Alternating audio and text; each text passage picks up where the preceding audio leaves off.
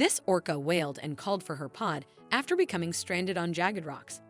Unable to assist, her family could only watch, but the actions of rescuers were remarkable. Alan Ken never expected to find an orca on dry land, but that's exactly what he encountered when he went to check out unusual noises while sailing off the coast of British Columbia one early July morning. In 2015, Alan, a whale researcher, and he was on his vessel, the Bangarang, conducting a study on fin whales in the area when he heard mournful cries from a small outcropping of jagged stone on the shore of Andrew Rocks.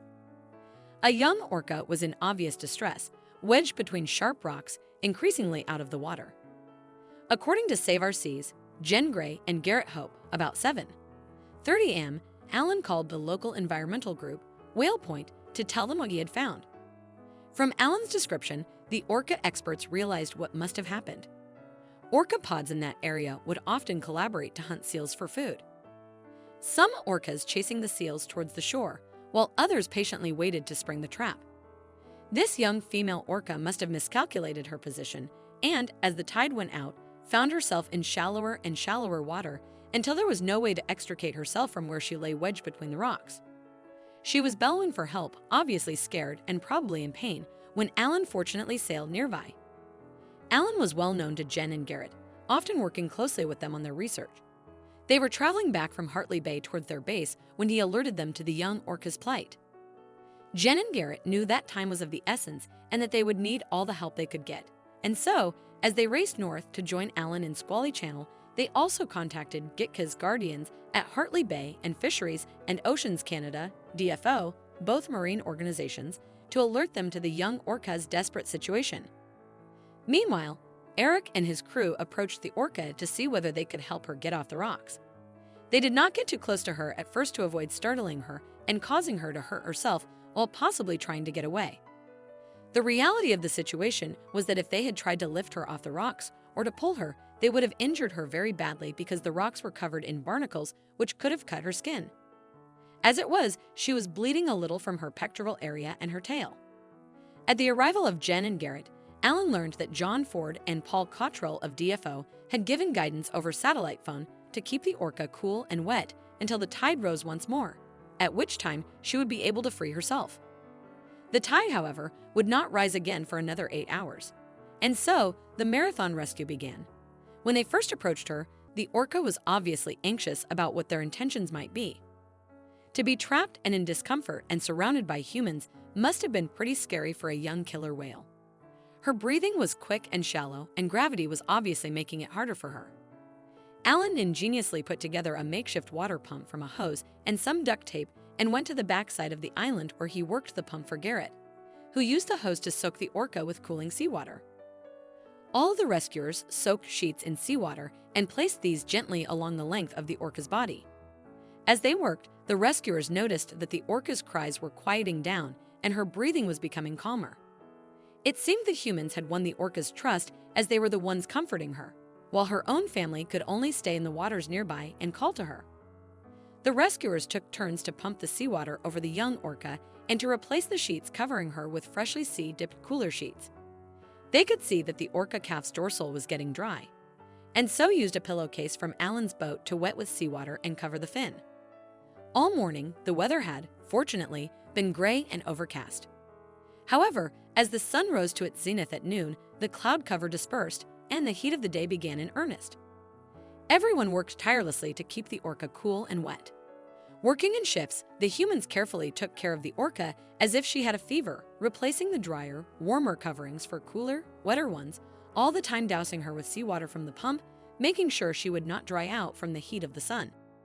The rescuers could not help thinking how bad things might have been for the young female orca had Alan not heard her cries.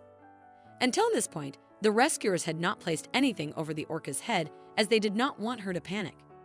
Her sight suddenly taken away, she could have felt even more vulnerable. However, the fierceness of the sun made it absolutely necessary to protect the orca's delicate skin from the heat and dryness. Jen describes how she watched one of the team approach the orca, inching his way slowly into the water in front of her head and delicately placing a wet, cooled sheet over her head, taking great care not to cover her blowhole. This orca's youth and relatively small size were in her favor. She was only 9 years old. The average life expectancy in the wild is between 30 and 50 years and around 7,000 pounds, 3,175 kilograms, in weight. True. This is the weight of your average hippopotamus or rhinoceros, or 7 cows, if you can visualize that better. But a fully grown male can weigh up to 16,000 pounds, 7,257 kilograms. Had this beached orca been older and bigger, the pressure on her lungs would have been greater, and she may well not have lived until the next tide. The water pump eventually broke. There was no fixing it, no matter how much duct tape Alan used. This could have been a devastating blow. But just at that moment, the sea began to rise again. After a total of 9 exhausting hours, the tide had risen sufficiently for the rescuers to begin the process of setting the young orca free. They removed the sheets from her body and head, and the pillowcase from her dorsal fin. The team knew that the time had come for the orca to do what only she could do, and that's swim out of her rocky prison. They did not want their presence to startle her into trying too soon and injuring herself more seriously, and so they walked away and climbed up onto a nearby cliff to watch and wait. All of them felt the same. Sending her all their wishes for strength and willing her to have the ability to free herself, the water level slowly began to creep up the young orca's body until it covered her.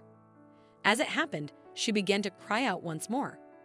This vocalization seemed different. Perhaps it was excitement that soon she could be released, and yet she continued to lie there. She would occasionally lift her tail, but she was making no attempt to swim. Her rescuers were becoming worried. They wondered if something was wrong. Perhaps she was more badly injured than they had thought. Maybe she was too drained from her long ordeal to make this one last, gargantuan push to escape. They realized then that they only needed to trust the orca cow's natural instincts. By moving her tail, she had been testing the depth of the water, and when she knew that it was safe and that she would not risk harm, she suddenly struck out in 2 huge thrusts. Free of the rocks, she sped through the sea.